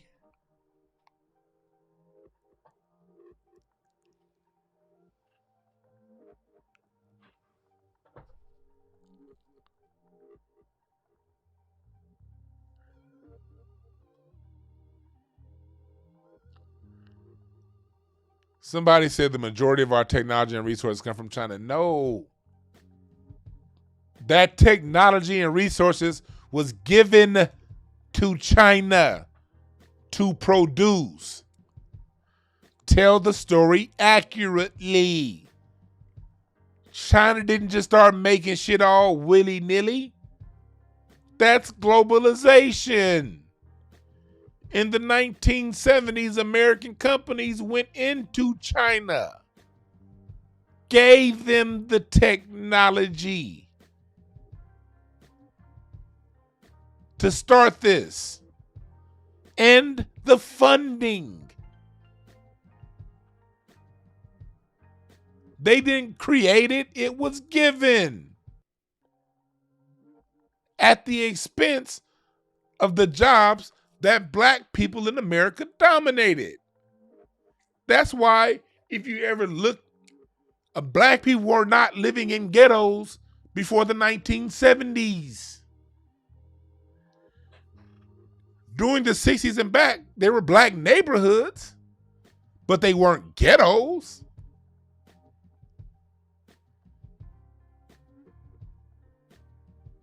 Black people owned and controlled the resources, the job, the liquor stores, the train companies, the cab companies.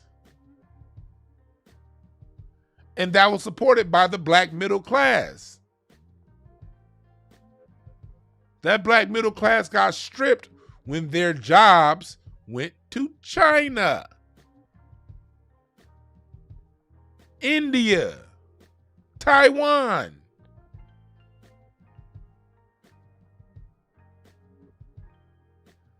Not only did the United States pass along this technology to both of these other countries, the United States left them alone. Black people can't never get left alone. Every 10 years, they're doing something to pull the rug from under us. Every time you look up, the government doing some shit to sabotage what we got going. Got a successful Lamert Park, Africa Town swap meet that goes on every Sunday that the government's doing here in LA, doing everything they can. They putting all kind of official injunctions to take away the black economy over in Lamert Park right now. They ain't doing that in Little China. They ain't doing that in Little Mexico. They ain't doing that in Little India. It's only happening with us.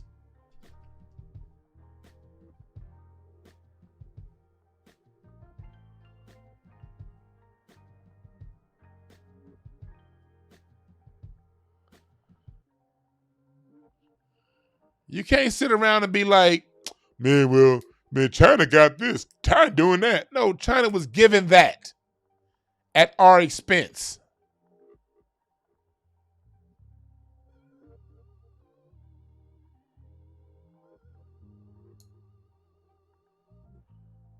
Tell a story right.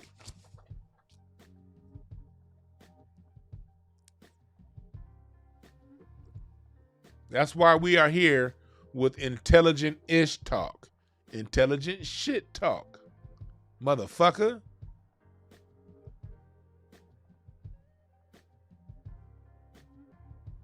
So the black family was destroyed. And a major reason why the black family was destroyed was due to globalization. The deindustrialization of the United States of America.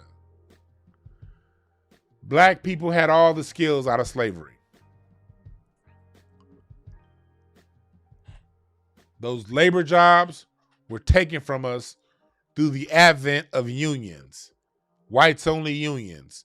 Through the late 1800s and early 1900s, black people started getting less and less skilled labor jobs because of Irish, German, Chinese, and other immigrants.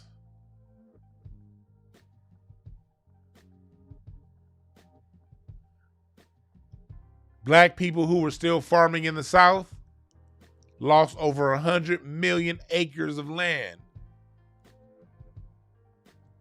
100 million square miles of land due to the USDA admitting to selling, in part, selling black farmers bad seeds. So when you look at a lot of the mass migration of black America from the South to the major cities, Their farmland was literally being sabotaged by the government.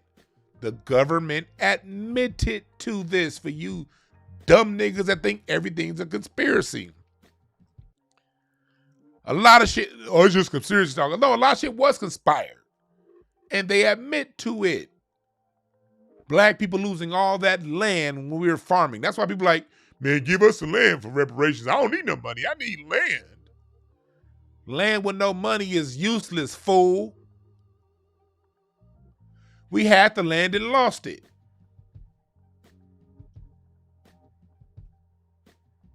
Because we didn't have the money to outlast their sabotage. So land without money ain't shit. Then the new social contract was to give us these industrial jobs. So black people went north to Chicago, west to LA, Minnesota, Oakland, St. Louis, New York for industrial jobs.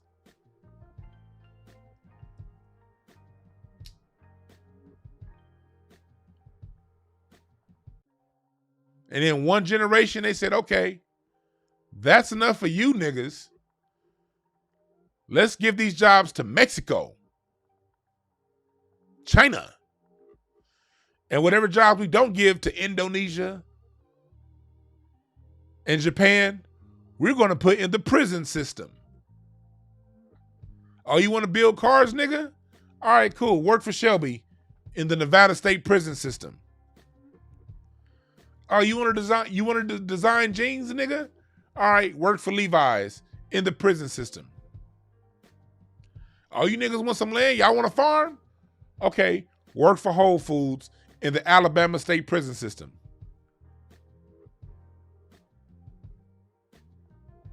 And that's how the black family got destroyed. Because a woman is loyal to resources. That's just a thing of nature. And when he ain't got the resources, she's going to be loyal to whoever's bringing the resources.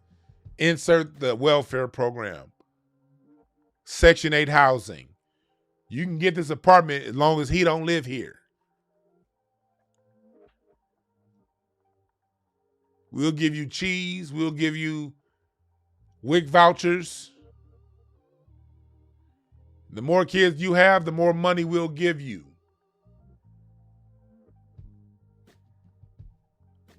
While these other countries were given jobs. Now in 2020, they want to come over here and flaunt their money and talk about how they got everything right and we don't have anything wrong and how we need to fix our community when they literally got shit on the streets in India.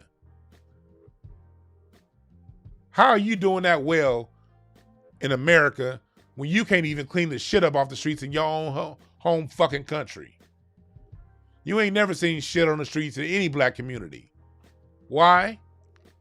Because when black Americans didn't have the help from the government for that kind of shit, we cleaned it up our goddamn selves.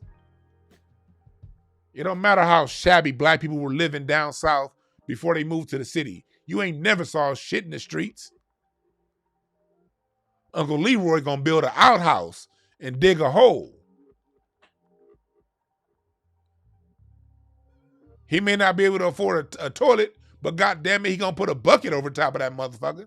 Shit in that bucket. Black Americans ain't gonna live through that kind of shit. But your country got all that shit all over the goddamn place. People want to come here and talk shit about us.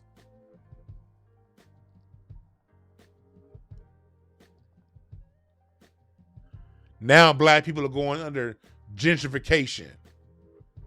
10 years ago, y'all fucked us over with the mortgage scam, targeting black people for these interest rates that they wouldn't be able to pay back after 3 years.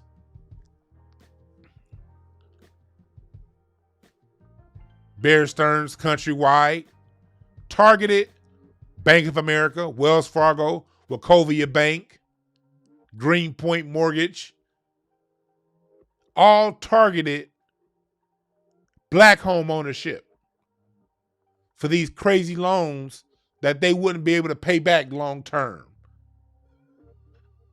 And now we being gentrified. Hell, Facebook got caught 2 years ago not promoting ads of homes being sold to black people in black neighborhoods. Go look that shit up. Facebook had to admit, when on their home ownership, on their home selling side, there were homes being sold in black neighborhoods that Facebook purposely would not advertise to black people on Facebook. So if a black person could afford that home, they would never even know it was for fucking sale. Yet a white person in a different state, in a different county, in a different zip code, who's looking to move into these gentrified neighborhoods, they're getting blasted with the value of that house all fucking day.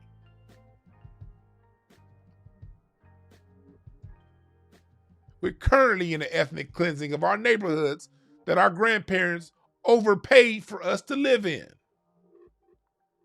Let me say that one more time. We're being gentrified out of neighborhoods our grandparents overpaid to live in.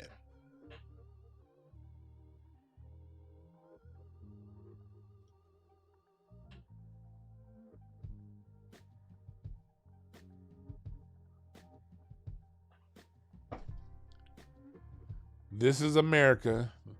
This is where we are.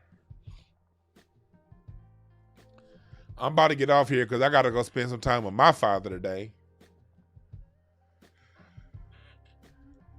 But remember this, black people, work out your issues. Men, women, work out your issues for the betterment of the children. Children need two adults, not two other children, arguing and bickering all the time. Fellas, if you can, find a way to be actively involved in your children's life. Women, if you can, allow the father to be actively involved as much as he wants to be in that child's life. Put aside your differences. As a behavior specialist for youth for as many years as I did it, I cannot tell you how important that is for you guys to do. Put your differences to the side. That child needs both of y'all. For real, for real. As flawed as you feel, there's a lot of men out there that don't feel like you're where you need to be in life. Life is beating you down and you're not making the money you want to make. Brother, man, it's not about the money. It's about the time. And babies need time. They need attention.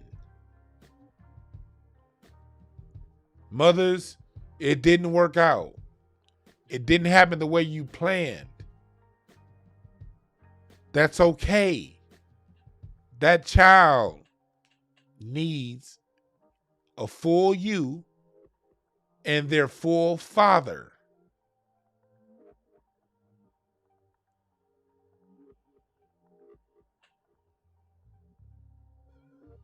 When it comes to the government, fuck your Juneteenth. We need reparations, homie. We done with that symbolic shit. Okay, cool. We got a day off. Great. What about them reparations, though? Run me them reparations. That's the only issue, political issue, us as black folks should have right now. Tangible money, reparations in the form of cash. And there are going to be other reparations too. There'll also be education reparations, business reparations, medical reparations, land reparations. All that need to come too. But money's what you took first. So money's going to be what you return first.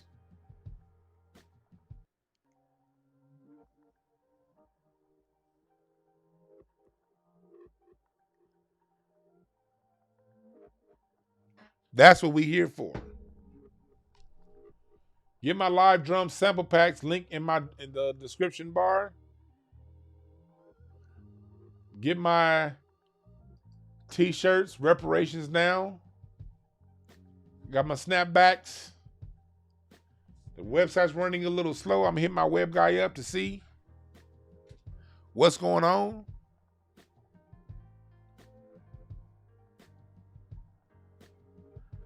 And remember this, there are no perfect messengers, only perfect messages for those who are willing to pick up game. My name is Dwan B. We out.